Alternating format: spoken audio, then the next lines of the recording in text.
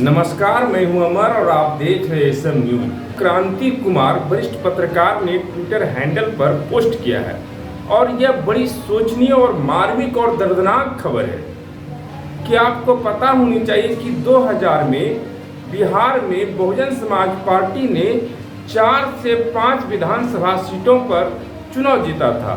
उनका बड़ा जनाधार बढ़ता जा रहा था बिहार में और बहुजन समाज पार्टी के समर्थन से बिहार में आरजेडी राष्ट्रीय जनता दल की सरकार बनी थी।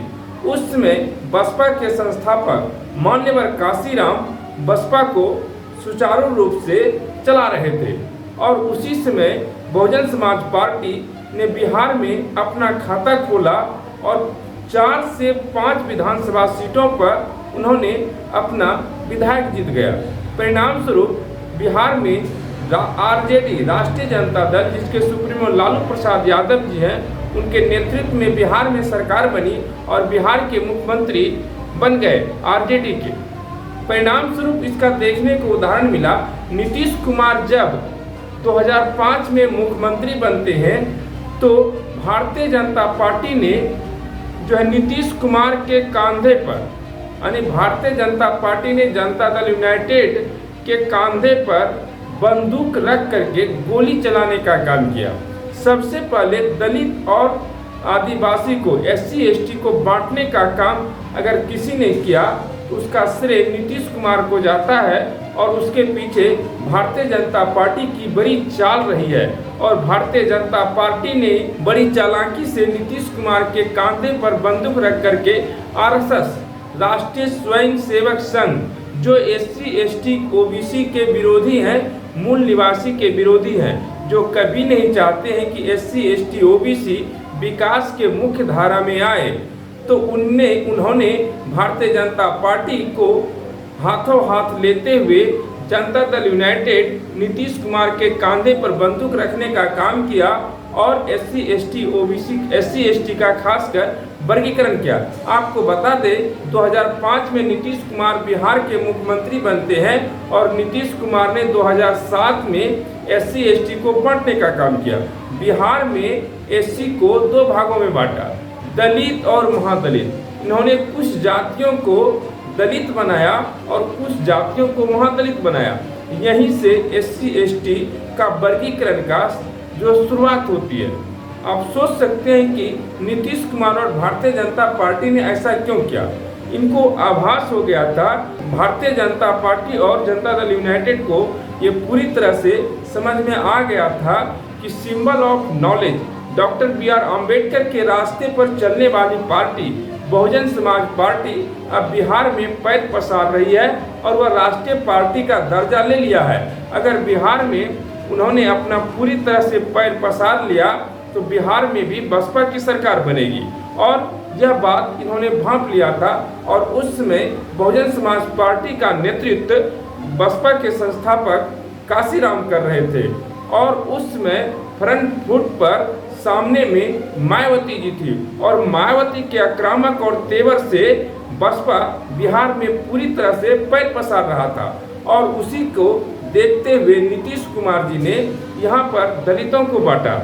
पहले इनको बांटने का श्रेय जाता है, उन्होंने 2007 में बांटा दलित और महादलित के रूप में और महादलित का नेता इन्होंने जीतन राम मांझी को बनाया और जीतन राम मांझी को मुख्यमंत्री भी बनाया। लेकिन जीतन राम मांझी को भाजपा ने बड़ी तरीके से ब्रेन वॉश किया और नीतीश कुमार के खिलाफ कर दिया।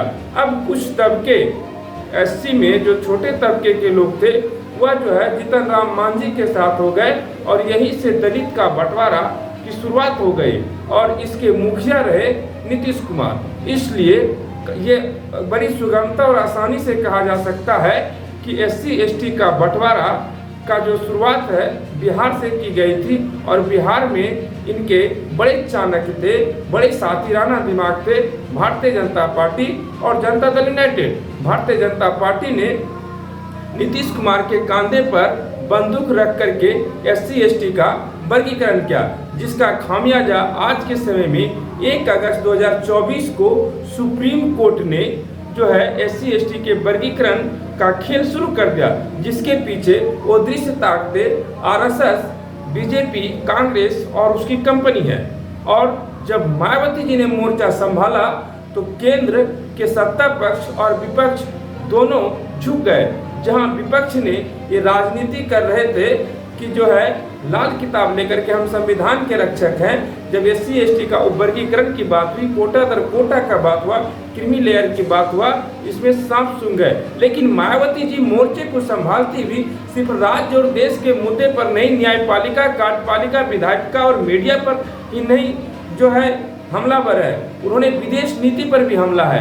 आज उन्होंने कहा कि बांग्लादेश में हिंदुओं में चाहे सवर्ण हो या अल्पसंख्यक हो या दलित हो, अगर हमला हो रहा है, अगर उसकी सुरक्षा भारत सरकार को संज्ञान लेनी चाहिए। ऐसा संज्ञान नहीं लेती भारत सरकार लेती है तो आगे स्थिति दयनीय और चिंतनीय हो जाएगी। मतलब कि बहन कुमारी मायावती जी काफ़ी दूरदर्शनीय और लंबी सोच वाली नेता है, बहुजनों की सबसे बड़ी नेता है।